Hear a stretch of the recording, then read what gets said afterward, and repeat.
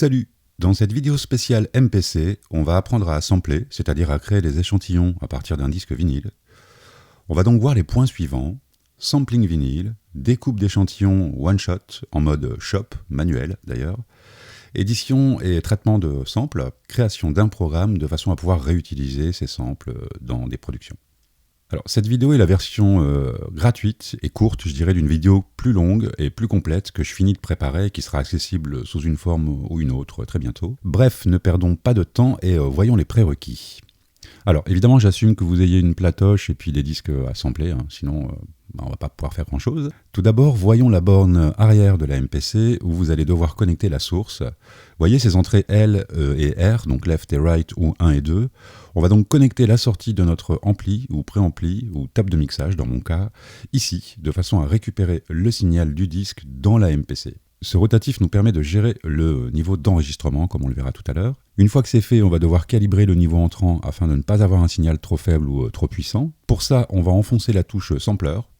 Une fois dans l'écran Sampler, on va s'assurer de récupérer notre signal, soit ici les entrées 1 et 2, et avec le volume de sortie de votre source ou avec le rotatif en face arrière, on va calibrer notre signal. Comme ça, en général, moi je me sens à l'aise car il y a de la place pour la dynamique et je risque pas de clipper ou de distordre mon signal. Allez, on est prêt à échantillonner. Dans mon cas, j'aimerais récupérer des scratchs et les découper en samples uniques, one shot, pour ensuite créer un programme qui sera réutilisable. On va sans doute devoir faire de l'édition, donc ça c'est cool, ça nous permettra de voir ça ensemble. Allez, on va toucher Rec sur l'écran pour armer notre enregistrement qui va lui débuter quand le niveau entrant va atteindre le curseur dans le cadre qu'on voit à l'écran.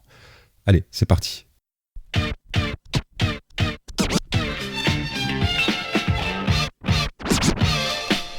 Ok, quand on est satisfait de la prise, on va pouvoir toucher Stop, ce qui va ouvrir la fenêtre de sauvegarde ou pas. On touche le nom du sample pour ouvrir la fenêtre de renommage.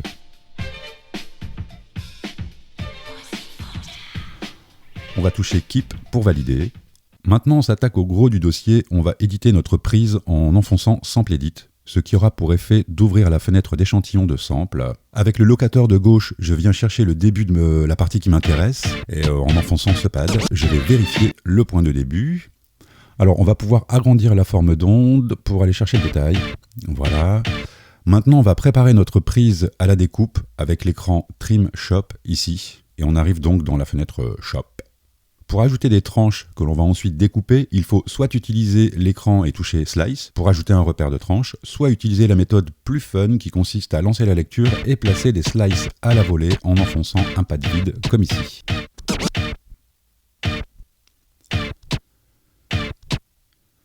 Alors on va maintenant s'assurer que notre point de coupe, la slice, soit bien clean, et pour ça on va placer le locateur de droite de notre tranche correctement pour éviter les clics.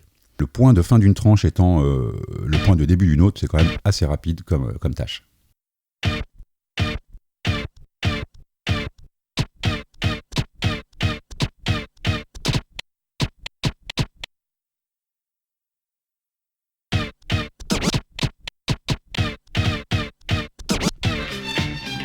Maintenant, voyons comment rendre silencieuse une partie indésirable comme ce clic que l'on entend. Alors, je vais l'isoler en créant une tranche.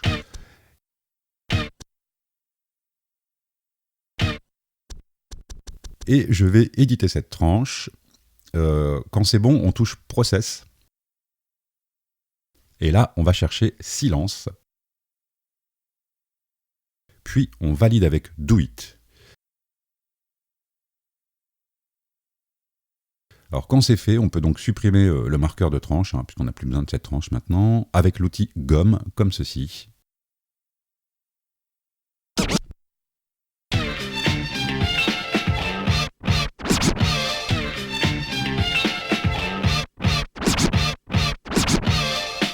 On va terminer de préparer notre échantillon. Au passage, on peut s'amuser avec une boucle.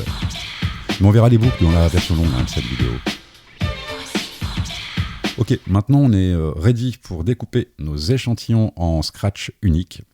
On sélectionne la tranche à découper via son pad et on touche Process. Ensuite on choisit Extract et là on va pouvoir renommer notre sample.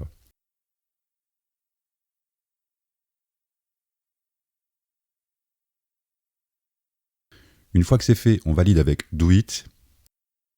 On va appliquer un petit fade out pour adoucir la fin de notre fichier. Pour ça, process, puis fade out, puis do it. On va répéter ces opérations autant de fois que nécessaire.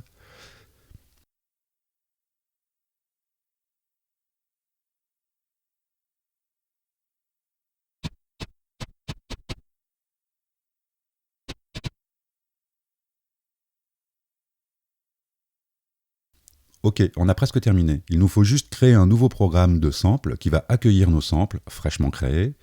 Pour ça, écran main, on s'assure d'être en mode programme de samples. On va pouvoir renommer notre programme.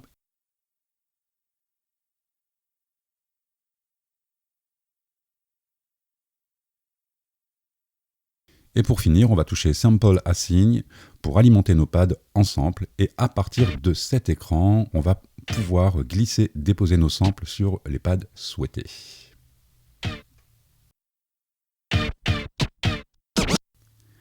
Voilà les amis, on a vu comment sampler à partir d'un disque, comment définir des points d'entrée et de sortie de nos samples, comment les éditer, appliquer certains traitements. Ensuite, on a vu comment découper notre enregistrement en échantillons uniques afin de les réunir dans un programme pour pouvoir les réutiliser dans notre travail. Alors, dans la version longue, on voit comment boucler un échantillon plus long, comment utiliser le time stretch et le warp pour que notre sample colle bien à notre morceau. On va voir aussi comment sauvegarder nos programmes et surtout comment récupérer les samples obtenus pour les filer aux copains ou autres, ce qui n'est pas forcément évident de prime abord. Bien écoutez, je pense qu'on a fait le tour pour ce tuto. J'espère que vous avez appris des choses. J'espère que vous avez passé un bon moment et je vous dis à bientôt. Bye bye.